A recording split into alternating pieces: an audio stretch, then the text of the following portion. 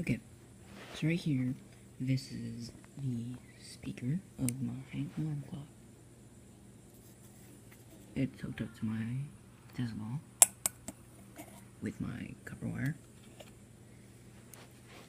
Just has to, just has to touch this middle piece right here, a piece of metal wire. And if I get this to the right position, I complete the circuit.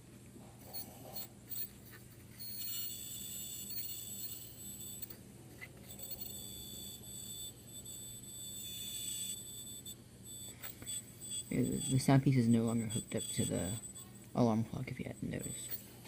Just saying. I find this extremely cool.